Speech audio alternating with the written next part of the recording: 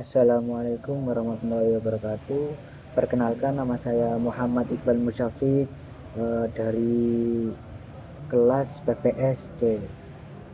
Saya akan menjelaskan materi tentang sumber daya manusia, manajemen sumber daya manusia,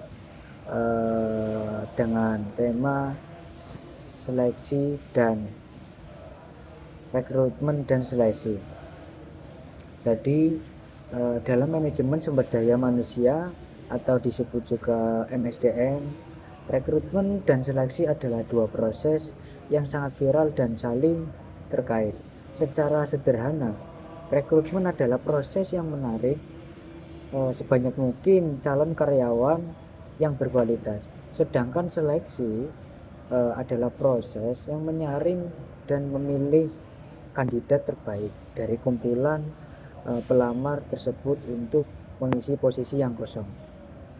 Kemudian rekrutmen sendiri itu mempunyai tujuan menyediakan kandidat berkualitas, seperti mencari calon yang mempunyai keahlian, pengetahuan dan sikap sesuai kualifikasi pekerjaannya tersebut.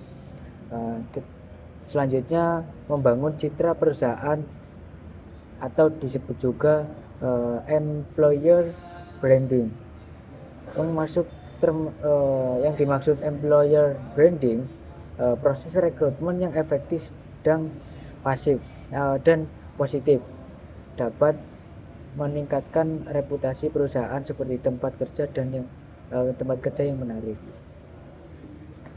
Kemudian efisien, mengumpulkan sebanyak mungkin kandidat yang relevan sehingga proses seleksi tersebut selanjutnya menjadi lebih mudah dan efisien. Kemudian sumber rekrutmen tidak hanya memiliki tujuan, rekrutmen sendiri juga mempunyai sumber rekrutmen. Sumber rekrutmen bisa dilakukan dari dua sumber utama, yaitu yang pertama internal dan eksternal. Internal merekrut dari dalam perusahaan, contohnya promosi, mutasi, transfer karyawan. Keuntungannya proses lebih cepat, biaya lebih rendah, dan karyawan sudah memahami budaya perusahaan. Yang kedua eksternal merekrut dari luar perusahaan, contohnya melalui iklan lowongan, situs pekerjaan, media sosial, lembaga pendidikan atau headhunter. Keuntungannya mendapat perspektif dan ide baru serta jangkauan kandidat yang luas. Kemudian seleksi. Setelah rekrutmen berhasil mengumpulkan banyaknya pelamar, proses seleksi dimulai. Tujuannya adalah memilih the right man on the right place, yaitu menempatkan orang yang paling tepat di posisi yang tepat. Tujuannya adalah yang pertama, menemukan kandidat yang terbaik, mengidentifikasi calon karyawan yang memiliki kualifikasi, kompetensi, dan kepribadian yang paling cocok dengan kebutuhan pekerjaan dan budaya perusahaan.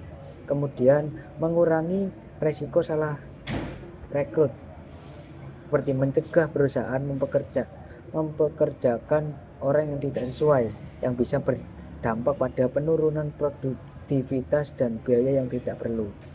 Kemudian tujuan seleksi yang terakhir yaitu memastikan kecocokan budaya, memilih individu yang tidak hanya berkompeten tapi juga dapat beradaptasi dengan kontribusi positif pada budaya kerja perusahaan. Kemudian ada juga di dalam seleksi tahapan dan metode seleksi. Proses seleksi biasanya terdiri dari beberapa tahapan dan yang bervariasi tergantung perusahaannya. Secara umum, tahapan seleksi meliputi yang pertama, penyaringan berkas lamaran atau disebut juga CV screening, yaitu memeriksa kelengkapan dan kesesuaian berkas lamaran dengan persyaratan pekerjaan. Yang kedua, tes kemampuan, yaitu mengukur pengetahuan, keterampilan atau kompetensi kandidat. Yang ketiga, wawancara atau disebut juga interview, proses paling krusial untuk menggali informasi lebih dalam tentang kandidat. Yang keempat, yaitu pemeriksaan referensi dan latar belakang, yaitu menghubungi pihak-pihak yang pernah bekerja atau berinteraksi dengan kandidat untuk memverifikasi informasi. Yang kelima, memeriksakan kesehatan, memastikan kondisi fisik dan mental kandidat layak untuk bekerja. Yang terakhir, yang keenam, yaitu keputusan akhir. Setelah semuanya dilalui, perusahaan akan membuat keputusan untuk memberikan penawaran kerja atau job offer kepada kandidat yang terpilih. Kemudian dari rekrutmen dan seleksi sendiri mempunyai tantangan dalam rekrutmen dan seleksi. Meskipun terlihat terstruktur, kedua proses ini mempunyai tantangan tersendiri. Antara lain, yang pertama, persaingan ketat, seperti banyaknya perusahaan yang mencari talenta terbaik membuat pesaing semakin nagih atau sengit. Kedua, ketidakcocokan keterampilan atau disebut juga skill gap. Sulit menemukan kandidat yang memiliki keterampilan yang spesifik sesuai kebutuhan perusahaan tersebut.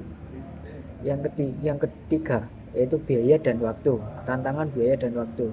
Proses yang panjang dan rumit bisa memakan banyak waktu dan biaya. Yang terakhir, yang keempat, yaitu tantangan internal.